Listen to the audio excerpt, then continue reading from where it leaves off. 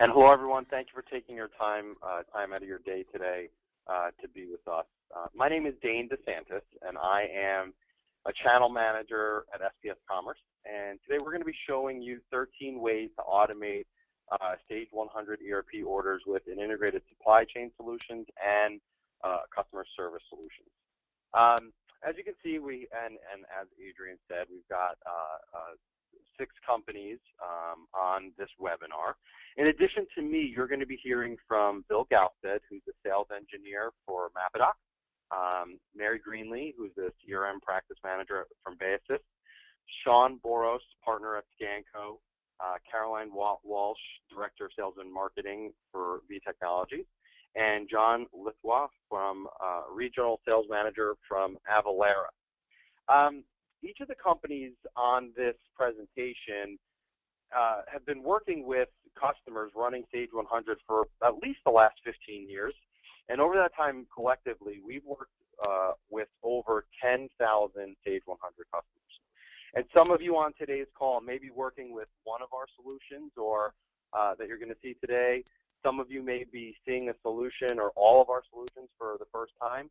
Whether you need to work with EDI or barcoding, you need to solve some shipping issues or sales tax, you want a CRM integration, or you need all of our solutions combined, there's going to be something on this webinar that you're going to be able to take away from today's presentation.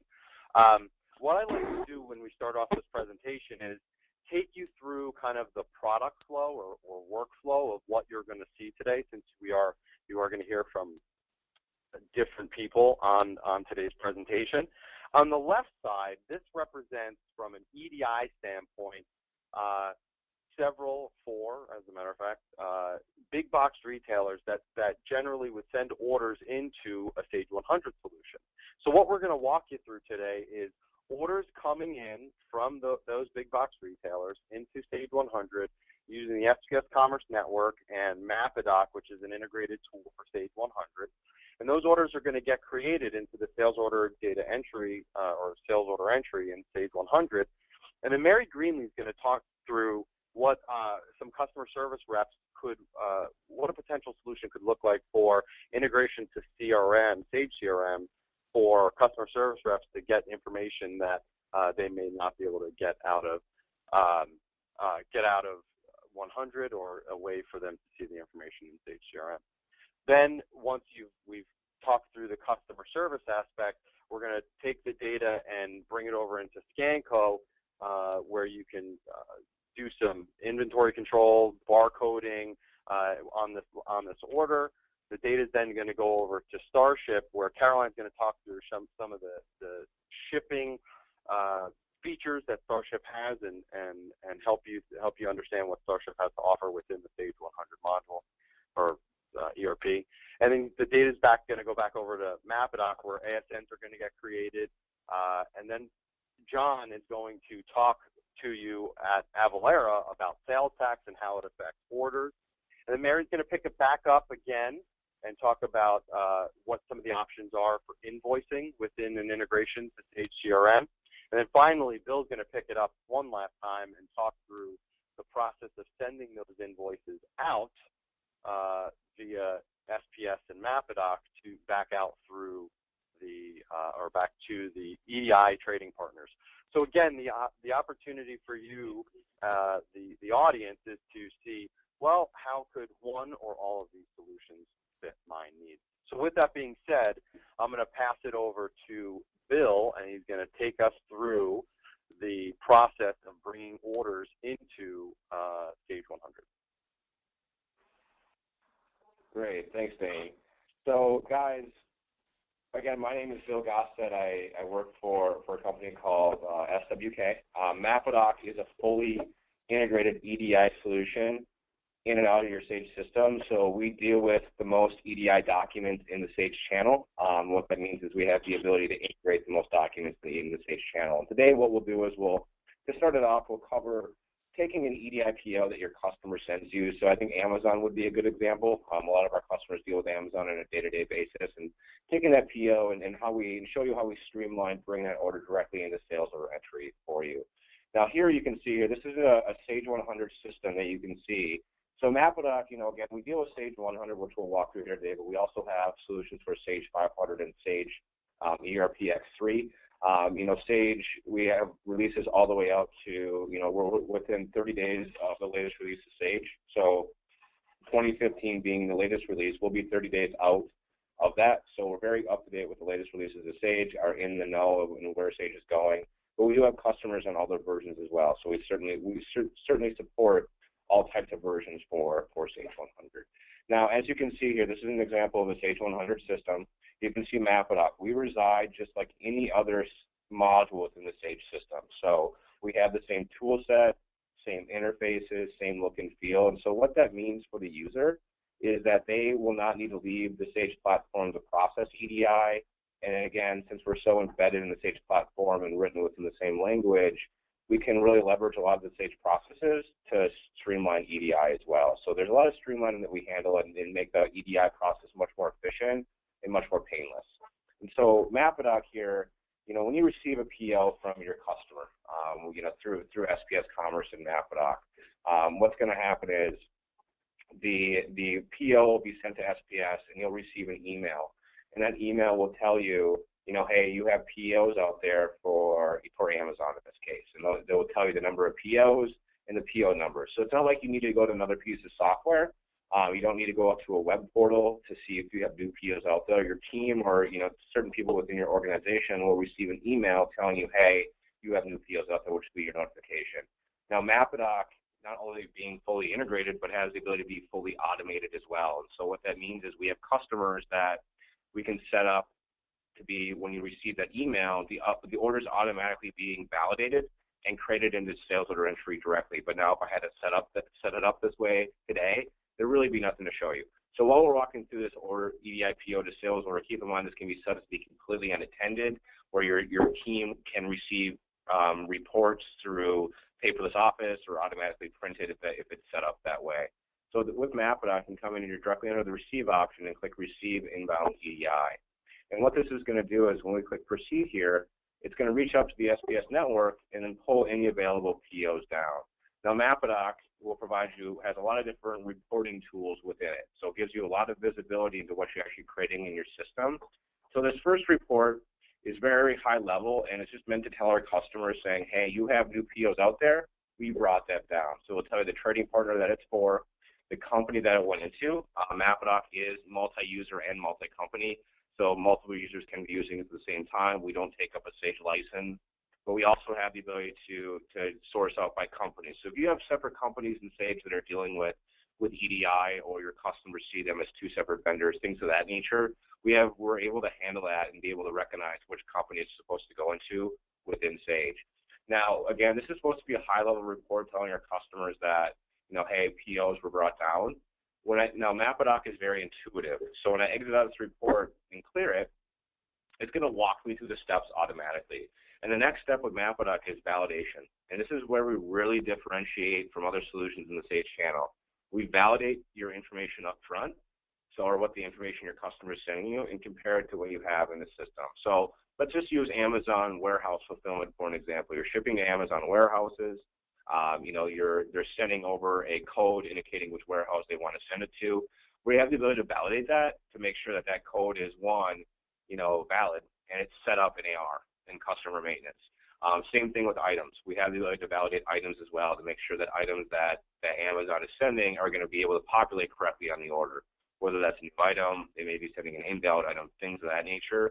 Then also we have the ability to validate price as well. So we can take the price your customer is sending on the EDI PO or the price that's set up in Sage. It's all based off your preference. But what it really comes down to is we have the ability to validate really anything on the EDI PO and then compare it to what you have in your system. So here you can see we just have one trading partner. Now if we had multiple trading partners that we had new POs out there for, they would be in this grid. So I'll click validate here, and we just validated 2 orders, and Mapodoc will provide us a report of what we just validated. This is where we'll break it down by customer and then break it down by PO number as well. So here you can see here, this is an example of a kind of just give you some notification of what's going on. So we tell you the customer that's for, and then the PO number that's being sent. And then I tell you if there's any sort of item price mismatches as well. So here's an example of what I talked about earlier, where here's the Sage price, and then the EDI price is a little bit different, but we're using the EDI price. So it gives you that visibility in what your customer's sending, what you have in your system, and what's going to populate on the order. Then we also have the ability to validate to make sure that this PO number or this specific PO number is not on another sales order in the system, whether that be an open sales order or an order in sales order history. Now, this is an example of a fairly clean report, so I'll exit out here, clear it, and then Mapadoc will automatically bring me to the last step is you want to create the orders. So I'll click yes here to create them. And again, very similar to the last screen you saw, if I had multiple in here, you can process multiple customers at the same time. So this isn't a customer-by-customer process. You certainly have the ability to process orders for multiple customers at the same time. So when I click proceed here, what this is going to do is it's going to create the orders directly in the sales order entry. So I'll click OK here. We'll provide you a report very similar to the last one, but kind of take it to the next level where it shows you some similar notifications of what's going on. But we also tell you the sales order number as well. So a very seamless process, and again, that can be set up to be completely automated. What we also do, one last report that I'll show you, is we provide you kind of a high-level snapshot of what, excuse me, what was created in that batch. So it'll show you, order number, total units, then total dollar amount. So that's really the process of taking an EDI PO and creating that sales order. So we're following the same rules as if you're manually entering the order in the system. Real quickly, I'm actually going to pull up one of the orders that we created so you can see exactly what I'm referring to. I'll pull up this one right here. And this is, as you can see here, oh, that's not the one we created. This is one of the ones that we created. So this is an example. This is one of the orders that we created through that process that we just went through. So again, we're following the same rules as if you're manually entering the order. So if you have default set up and saved by customer, by ship to code, those will still populate, and you have the ability to pick and choose what information you want on the PO and then place it on the sales order. Now, one thing I do want to mention before I hand it over to Mary to walk through the Sage CRM process is drop ship fulfillment. We have customers who are dealing with shipping to DCs, shipping to stores, but we're seeing drop ship fulfillment where you're shipping directly to the end consumer, right to their doorstep, becoming much more popular and much more demanding by the different trading partners out there in the EDI world. So we have the ability to handle drop ship and other different fulfillment models where we will just populate the drop ship address directly in the ship to address for you, so you don't need to maintain all those different ship to codes for each specific one. Not that you would, but we have had some customers as a concern before prior to using that, but that it was, but we show them that, hey, we have a lot of customers handling dropship. It's a little bit different model where the turnaround time is much quicker. But just to keep in mind, we do have customers handling, DC, store, cross-dock, and dropship fulfillment. So that's really the process of walking through Mapadoc and creating that sales order directly into the system. So at this point, what I'll do is I'll hand it over to Mary at Basis to walk through the Sage CRM process. Thank you for that. So I hope you can all see my screen. I'm Mary with the Basis, and I'm going to show you the CRM system from kind of a customer service point of view. Our Sage CRM system can be utilized by both salespeople as well as customer service, your accounting, and accounts receivable. So there's a lot of different things that you can use it for. But for a situation like this, as a customer service person, I will get notified that I have a new order, and I can go in and I can take a look at the order. So here's American Business Futures, who just placed the order through the EDI, and I see all the company's information right up here, including all the information from within Sage 100. We've got what their the customer type and their terms, and I can have a quick look right over here to see all my recent communications with them, any opportunities I have, if they've had any returns, or I have any case issues I need to resolve with them. And we can quickly go into one of their orders right here, the one that came in through EDI, and I'd be able to take a look at it, and I'm going to be able to see all the line items. Right now, it's just in, it hasn't been shipped out yet, so we don't have any shipping information, but we can pull over that information from the ERP system when it is available to us. Another nice thing with CRM is we have escalations and workflow available. So for instance, say the customer calls up and they want to get the status of their order, I can have a pre-written out ip so that my customer service person, all they have to do is one click of a button and it's going to send out the status of their order, if it's been shipped, if it's pending, if it's packing, whatever status it's at, that can fill into that email, or whatever kind of an email. Maybe it says, sorry, your order is back, we have a back order for you, and with just one click of the button. So the workflow is a great aspect of within CRM system. You can also track with your company. I can go in and I can see the history invoices with the customer really quickly and see what's going on, depending upon the level of security that you want for your customer service people or your people using the system. I can see what open invoices they have, again, based on level of security of the user. Shipping invoice history, open RMAs, all of this just with one click of the button within the Sage CRM system. We have also dashboards, so we can also look and see where we're at within our sales, and we can track all of our communications with the company, so that when one customer calls in, I'll be able to quickly and easily track what's going on with them and be able to look back and reference any calls that they haven't made when they've come in. And with that, because I'm going to show you some more stuff in a little while, I'm going to hand it on over to ScanCo to finish up this order so we can get it shipped out to the customer. Thank you, Mary, and thanks, Bill. As Dane said at the beginning, my name is Sean Boros. I'm actually one of the owners here at ScanCo, so thanks to everybody for taking the time to join us. So as you guys kind of saw with Mapadoc, the order comes into Sage 100, right? So at this point, the sales order's there, and you now are going to print a pick sheet, go down to the warehouse floor, ultimately pick that order and ship it out to the customer. So what you're looking at on our screen here is actually the home screen of our ScanCo warehouse product. Now, this product will do everything from purchase order receiving, inventory transfers, physical counts. So you can kind of get an idea of some of the transactions that are available within ScanCo warehouse. So we're basically taking most of the transactions that you're probably doing now manually inside of Sage 100, and we're putting those on a device and allowing you to connect to Sage 100 in real time and perform these transactions from the actual warehouse floor itself.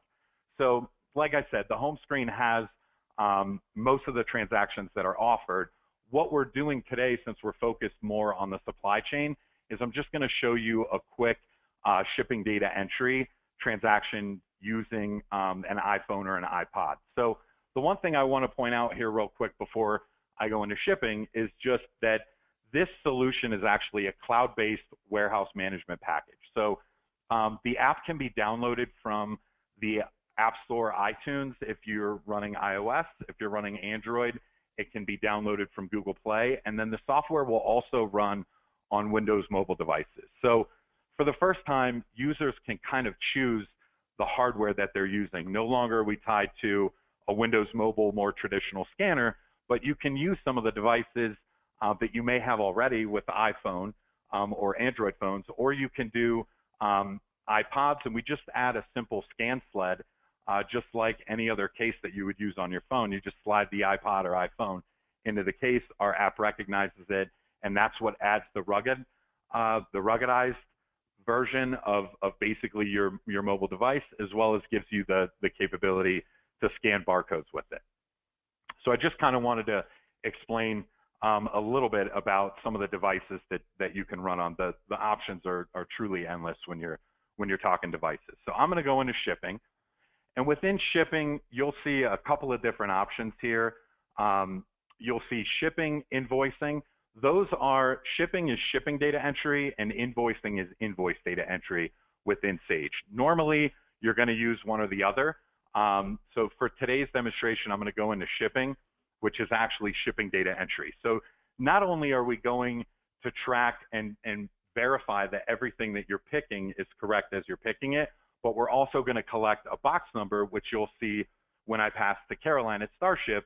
You'll see that with ScanCo and Starship, you'll actually have the box contents already inside of Sage 100 from these mobile devices.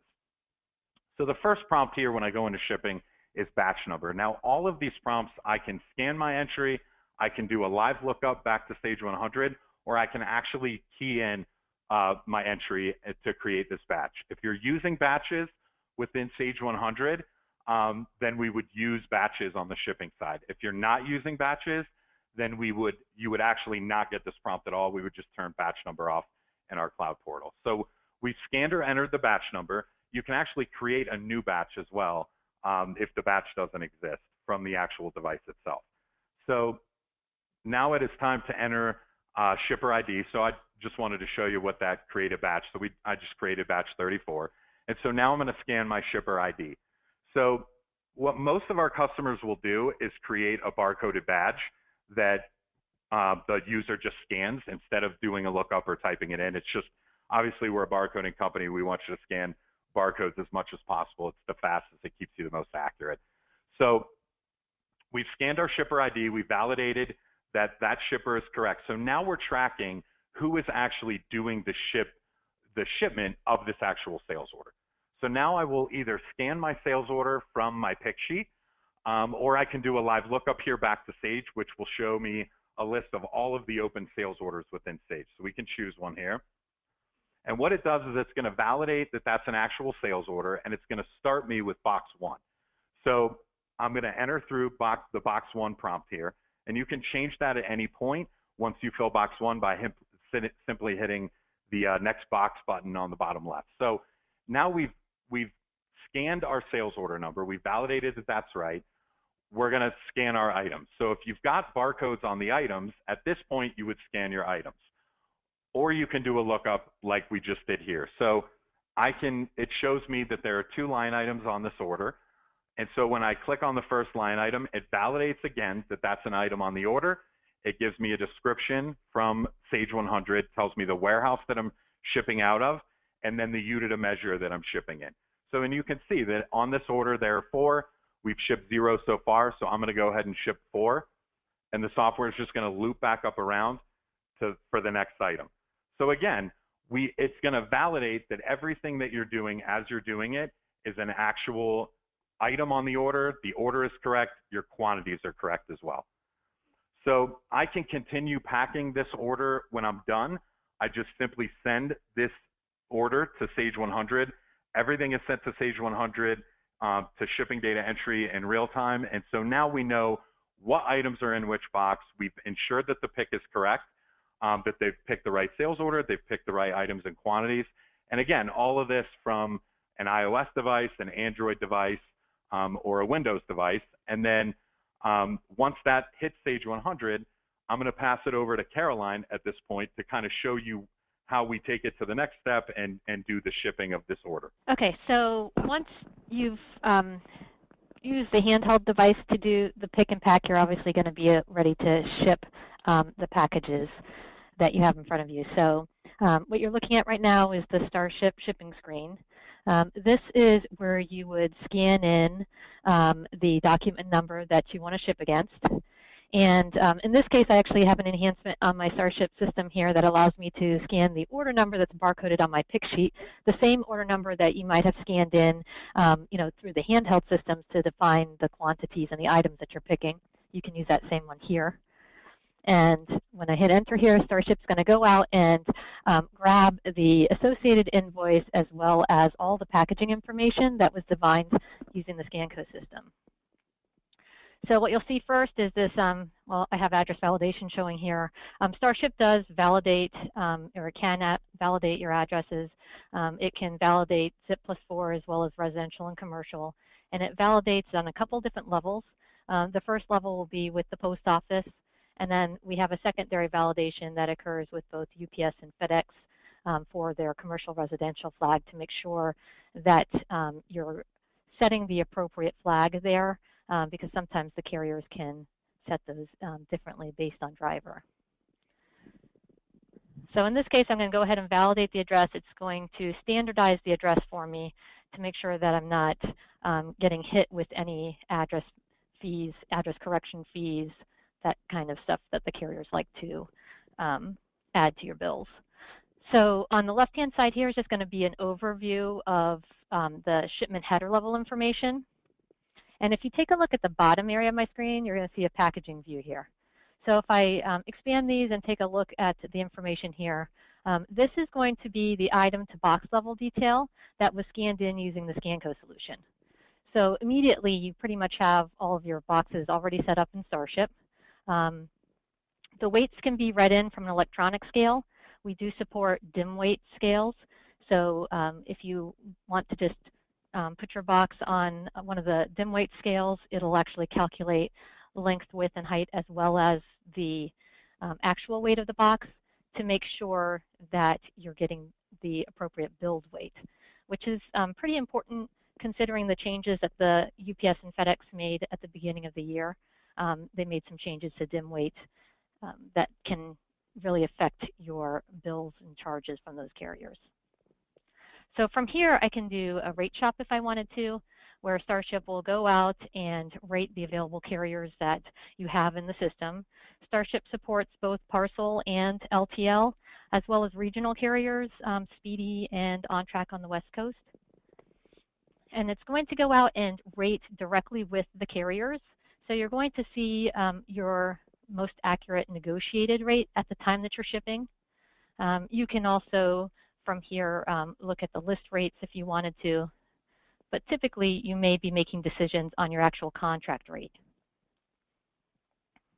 If you wanted Starship to automatically select the best way, best carrier and service based on your parameters, we do have a standard functionality in Starship called ShipVia rules that allows you to define how you would like carrier selected, whether it's fastest based on some delivery date and time or cheapest going that way. You can have it select so that the shipper doesn't have to make those decisions for you.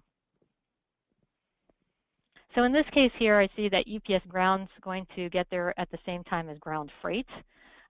So maybe I want to save a little bit of money and go ground freight instead.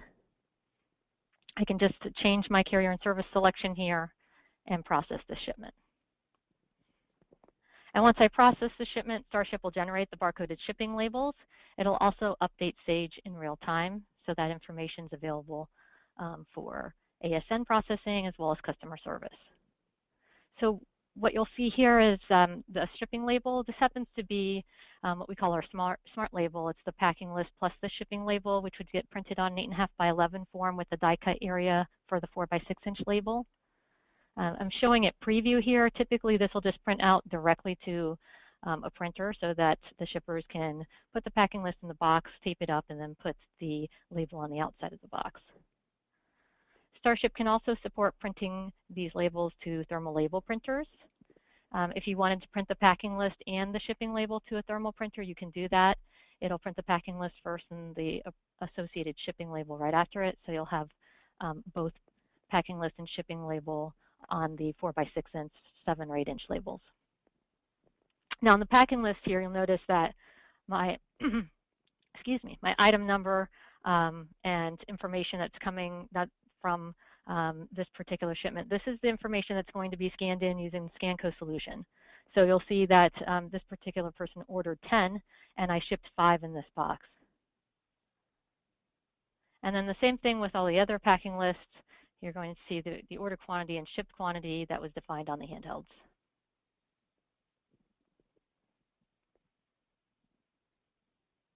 And once I process that shipment, a couple of things are going to happen.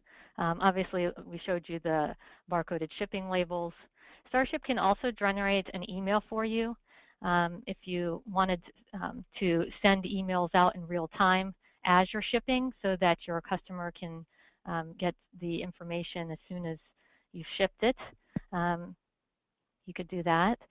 This is an example of one of the emails that that you can send out through Starship. And Starship actually gives you a template designer, so you can modify the look and feel of this email. You can have different templates and have parameters on when they they are used. So if you'd like certain customers to have a different look and feel, maybe if you're drop shipping, you might want to put maybe not your logo here, but the company that you're drop shipping for here. You can do that kind of detail. And in this case, I have things like variable fields like PO number in the subject here. I have the order number in the body of the email, and I'm able then to put all of the shipment detail, the tracking numbers that can link directly back to the carrier, as well as the item information, ordered and shipped quantities that are in this box. Again, this is all connected and coming from the handheld solutions. And once that output is done, Starship will also update the Sage 100 system with the tracking information. So let me just go back into that invoice really quick and show you what that looks like.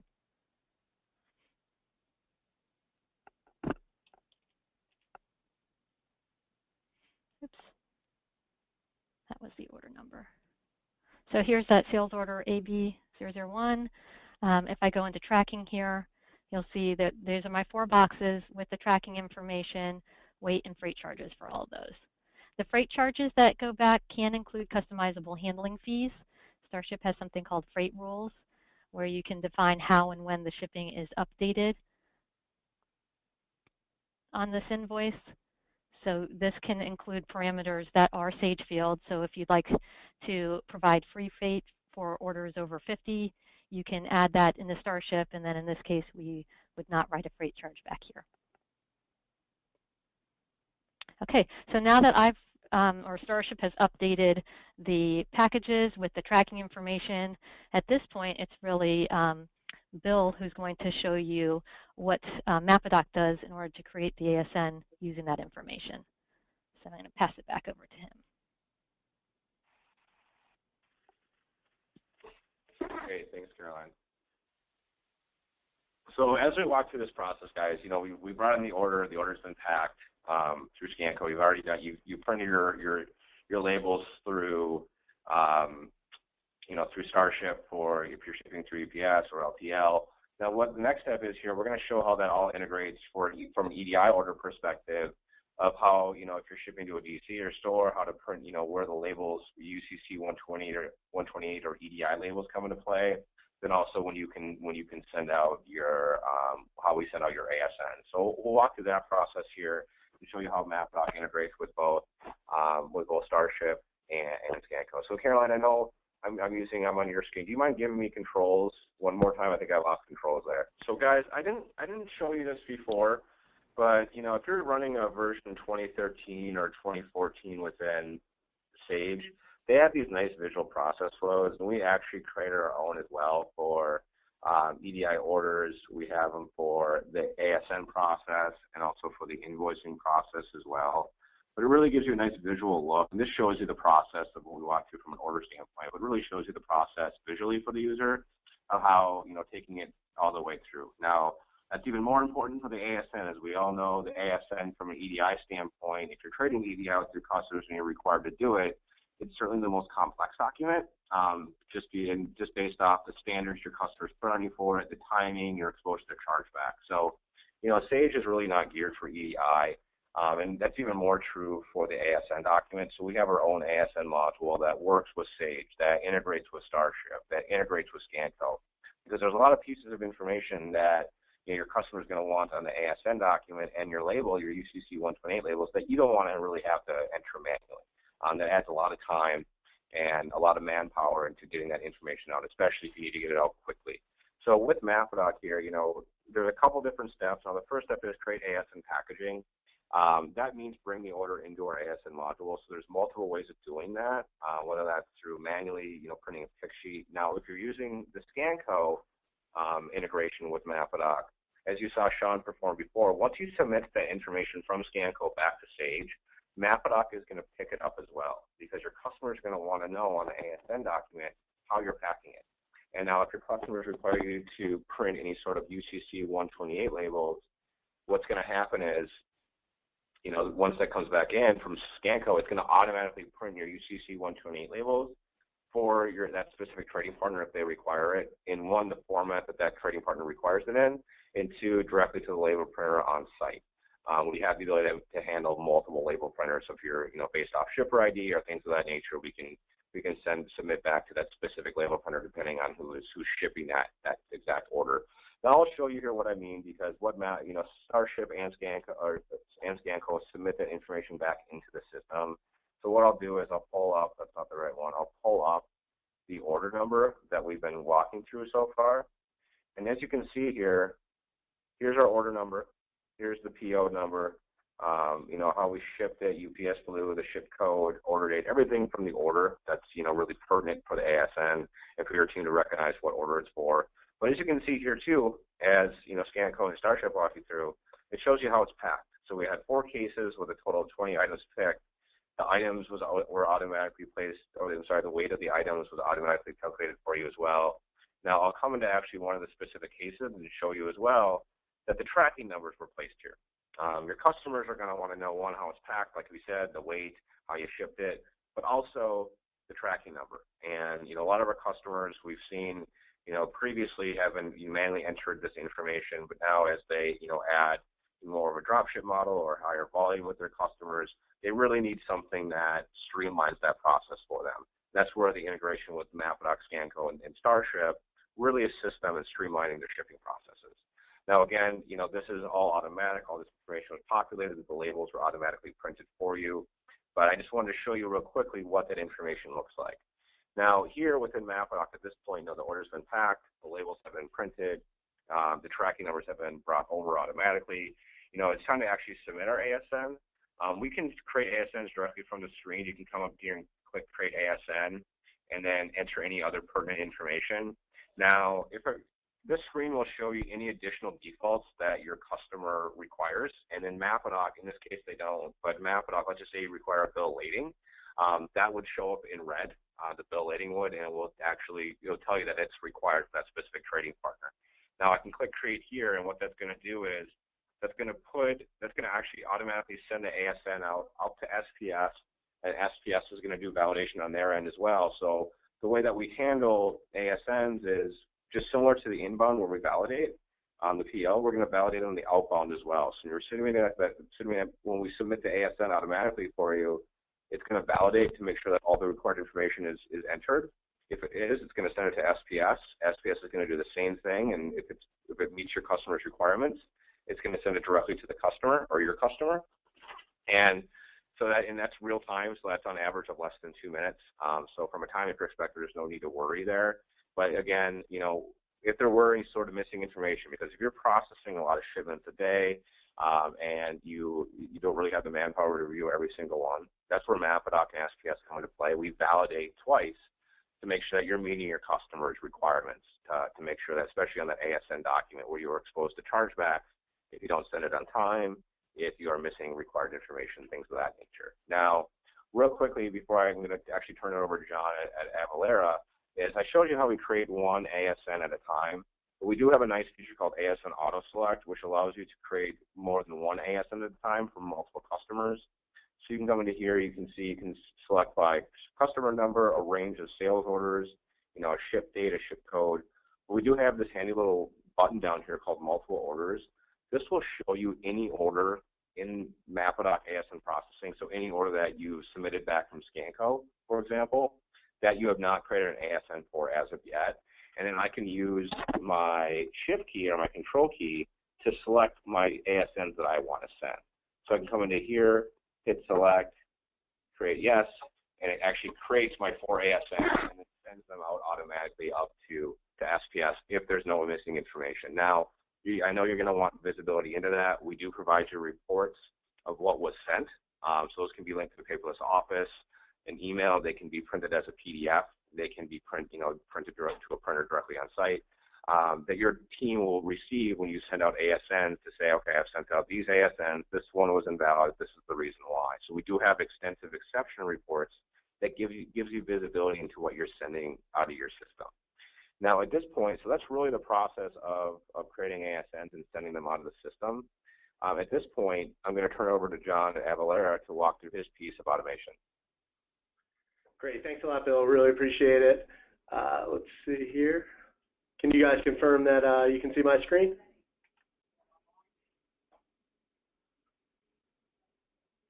We can All see right. it. Thank you, John. I know that. All right, thanks. I know a lot of you guys probably just heard sales tax and either dozed off or thought it'd be a good time to go grab some coffee, since the typical manufacturing and distribution customer doesn't really deal with a high volume of taxable transactions or invoice. But please hang in there. We offer some additional features that can really add some value to the exemption certificate process alongside our tax calculation engine. First and foremost, we are an OEM product for Sage. So what does that mean for you? It means that there's a lot of confidence backing our solution, and we know that it works. So our web service makes a couple of decisions initially, which allows us to perform the sales tax calculation. First is Nexus. So if you don't have Nexus, that's great. It's a $0 tax call. If you guys do have Nexus or tax liability, we then look at the customer's exemption status. So the service does this by finding out if a customer has an active or valid exemption certificate on file. So if they do, once again, that's great. It's a $0 tax call. And this is really where we're helping some of our customers. Our product CertCapture is another solution we offer, and we can determine and manage exemption certificates for our customers in a digital format where they can look at exemption status for different things like states, customer items, and the time period that that particular customer is exempt for. So I would urge anyone on the call that deals with exemption certificates to get in touch with us just for a quick review of that particular solution. For today's demonstration, let's assume that you guys do have Nexus and there is not an exemption certificate on file. So what we're going to do is look at three main functions of the tax calculation in Sage Sales Tax powered by Avalara. Number one is the AvaTax is the tax schedule ID. Number two is our address validation feature. And then we'll walk through a sales order entry. And the reason that we look at these functions is to highlight that nothing in your guys' current workflow will change. If anything, it's going to become a little bit easier. So let's take a look at the tax schedule ID. This probably sounds familiar to a number of the people that are on today's call. You're going to have to research new tax rates, research product taxability, do the manual updates to the tax schedules within Sage. And my personal favorite is pick the correct schedule to apply when placing the order. And that's not always a top priority for the sales guy that's coming in and placing an order at the end of the day. And all of these activities are adding zero value to the organization. So I want to show you guys how you don't have to deal with those steps ever again. Once our integration's installed within Sage, all you have to do is pick the AvaTax schedule, and that is applied into that customer maintenance card. So once that's done, just to reiterate, you never have to deal with tax research or updates within the system ever again. And then secondly, in this section, we've got our address validation tool here. You'll see the orange button underlined A. So we've all entered in addresses incorrectly. And what this feature does is it fixes those mistakes and replaces them with U.S. postal formatted addresses. So when you enter an address into the system, you can use this feature just as an added bonus to ensure that the correct information is in the system. So gone are the days where you've got returned items coming back or fines that would be associated with UPS or FedEx. And finally, we'll walk through a sales transaction order. And this process would look familiar to anyone that's placed an order in Sage 100. So as you can see, we're pulling the sales up order as you normally would. Take note down here that the tax schedule is set as AvaTax. And this is going to trigger the system to ping our web service for calculation purposes. We also have our addresses, which have been validated and corrected to the acceptable US format. We've got the different items that are going to be shipped to American Business Futures, which is entered into the sales order. And then finally, in our total section, you can see that the sales tax amount has been populated after pinging our website. So let's take a quick look at the tax detail. And you can see that once the AvaTax solution is in place, you're able to see additional levels of details when it comes to tax calculations based off of the locations that they're in. And then one more quick thing that I'd like to show is we can go back and we can change the charge for the freight. And the system's going to go in and it's going to auto-calculate a new sales tax amount, because if we go into the tax detail section, you can see that the locations that we're dealing with, that the freight is actually taxable. So it really streamlines the process in regards to that tax schedule ID piece. And I mean, it's really just as easy as that. The solution is a true set it and forget it. So I'd encourage anyone on the call to reach out and see if our consumption-based pricing works for your organization. And we truly believe that you guys should be focusing on what you guys do best and outsourcing the rest. So thank you for your time. And with that, I'll kick it over to Mary. And it's my turn again. So let me make sure you guys can see my screen. And as we can see here, the tracking numbers populated over from the tracking information from the ERP. And as a customer service rep, my client called in and they want to know what's going on. And so again, I just go back over here and I'm going to use one of my workflow buttons and I'm going to send them an email, which is just going to go straight out to them, let them know what their tracking numbers, and it brings me right back to my summary page. All of our pages in Sage CRM are fully customizable. You know, we're going to set it up specific to your company's needs and what you need to see and the information that you need to be able to gather. Because again, what are all these systems about? It's about data. So, you know, if you capture the data, you can report on the data. So we can get those reports out to you. And I think with that, I'm going to hand it back over to Dave. And Mary, just real quick, this is Adrienne. I just wanted to add to that screen that you were just showing. Everything is remote, right? So you don't ever have to access Sage 100. You can have salespeople in the field with their iPads or their mobile devices looking up all the information that you would never need to see in Sage 100 ERP because it's all there in Sage CRM. That is correct. That is correct. Especially, you know, so all of these screens right here, and even salespeople can use the quick order entry and be out in the field off of a client with your iPad, open up your Sage CRM, quickly place an order for them, and off it goes over to the ERP system without even having to have the ERP system on or on their iPad. So that yes, and then there's the iPhone app, and you're going to be able to track all your communications. You can make a phone call quickly from there, and it's going to track, and you can send a text to your customers from within the app, and it'll track it and keep it there in the communications. And you don't need to have the people who don't need to be in ERP meddling with your ERP for all those accountants out there. No, we don't want your salespeople inside ERP, do we?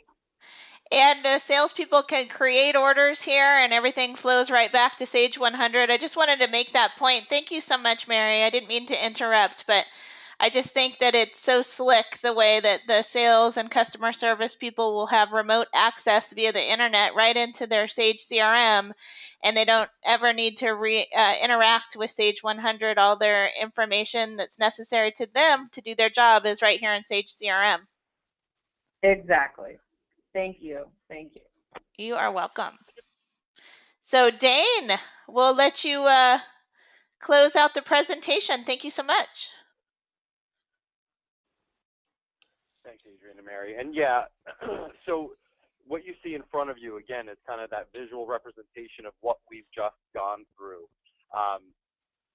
You know, for all 6 of us on this call, I hope this was a call that gave you some insight into the solutions that you can use in Sage 100, you know, whether it be the EDI solution or an integration to Sage CRM.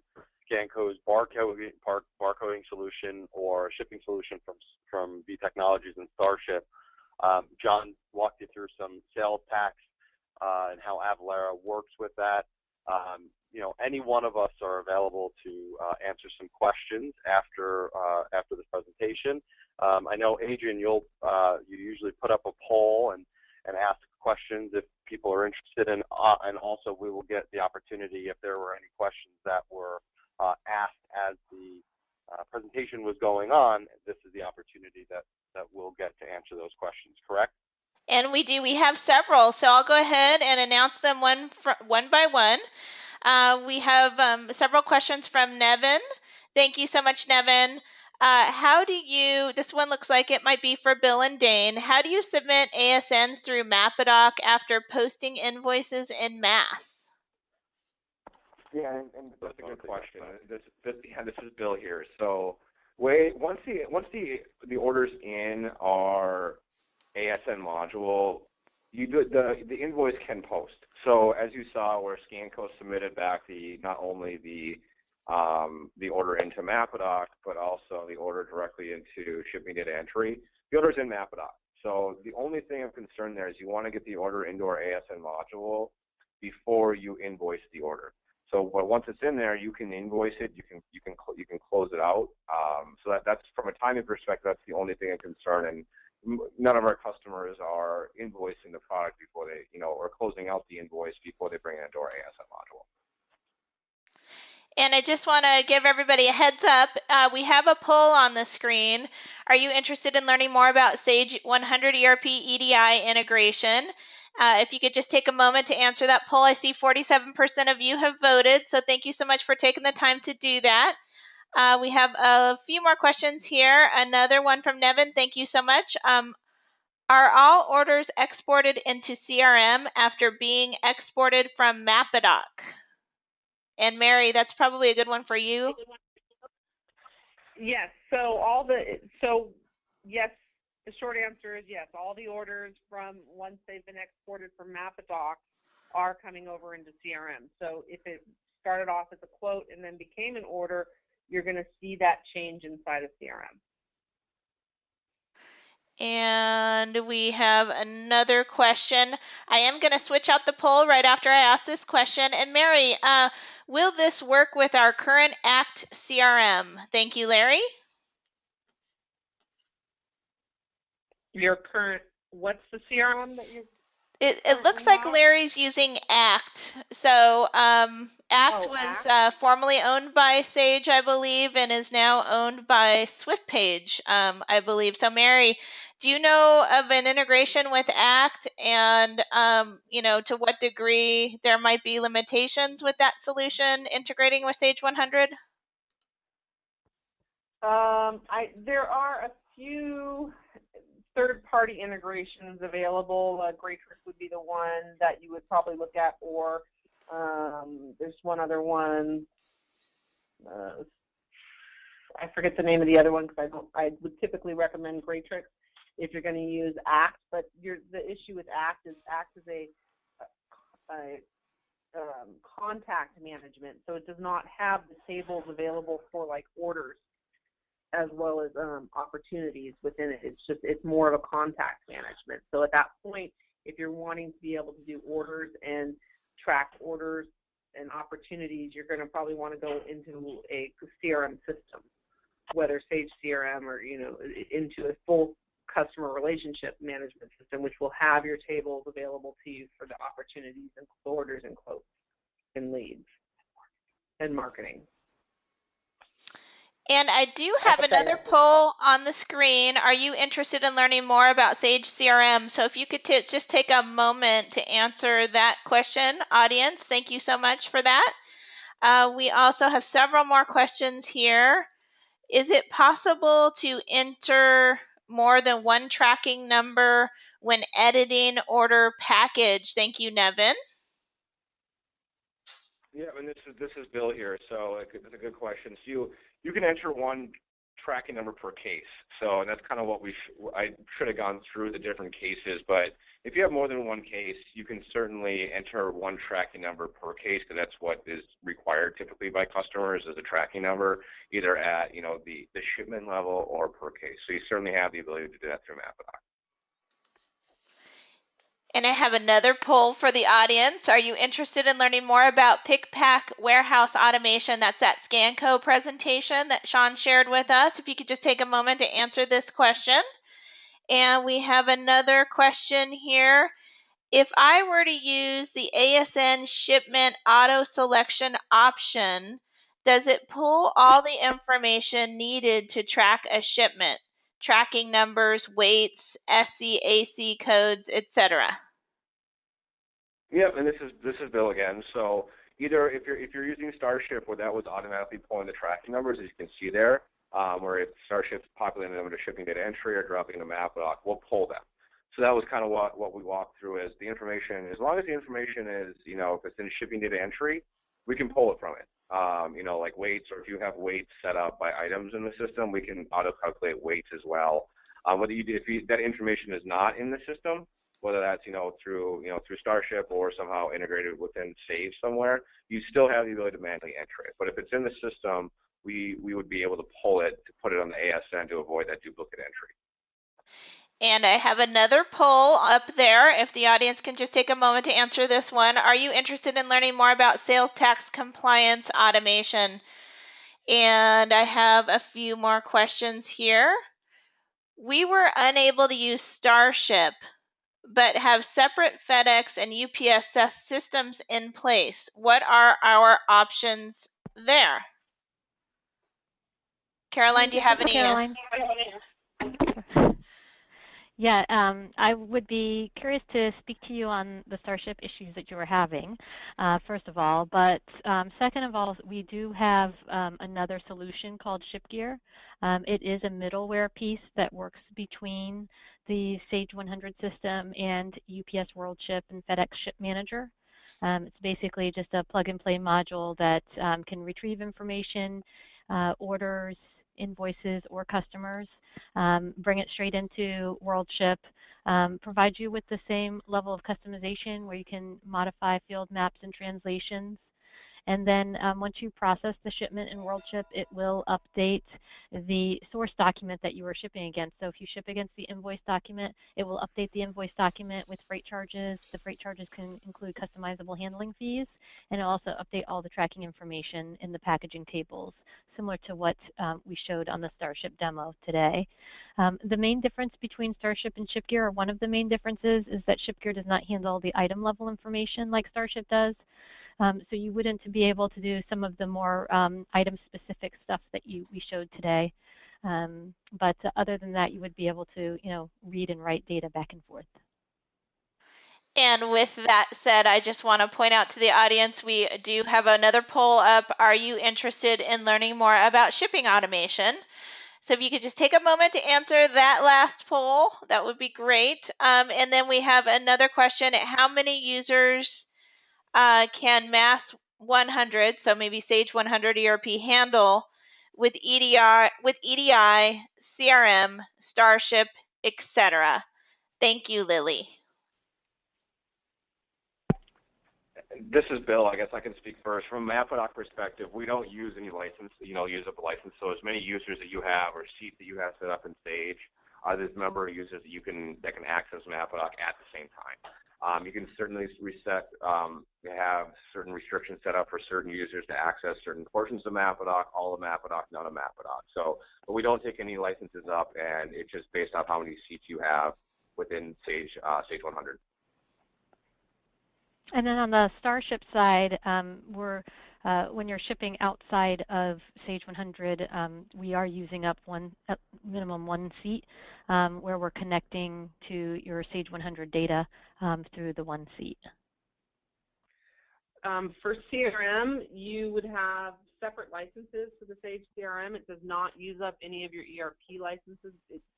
It is no longer a one-to-one. It will just use up a CRM license. It does not use an ERP license. And then for ERP on the Sage 100 side, for your people who are in ERP, it's however many you need. And same with CRM, however many you need. I've implemented over 200 seats. We have, I think our Sage's largest in the United States is 1,500 or 1,700 seats for Sage CRM. And Mary, can you have, 1,500 seats for Sage CRM and 50 seats for Sage 100 ERP? Yeah, you don't need to have a separate ERP license for the CRM users at all. So you can have maybe your 50 people inside of your ERP system and your accounting, and then you have your 1,500 sales, customer service, call center, all your people utilizing CRM and not utilizing ERP, but they're still able to see the information from ERP based on the security level that you're allowing them.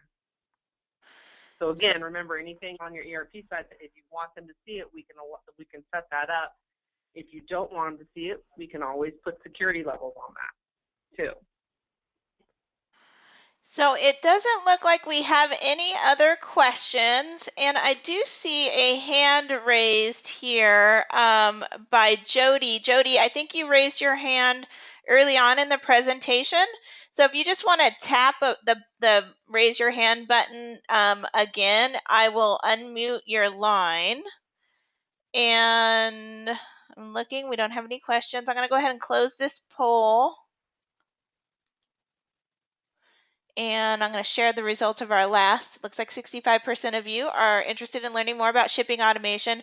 We are 5 minutes over, and I want to thank the audience so much for joining us today for an hour of your time. I know that that's extremely hard to come by, and we really appreciate your interest. We will follow up this presentation with an email complete with the recording and all the contact information of the presenters. So again, thank you so much for spending this time with us, and thank you, presenters. You did an excellent job. We really appreciate it. Thank you. Have a wonderful day, everybody. All right, you take care. Bye-bye. Bye-bye.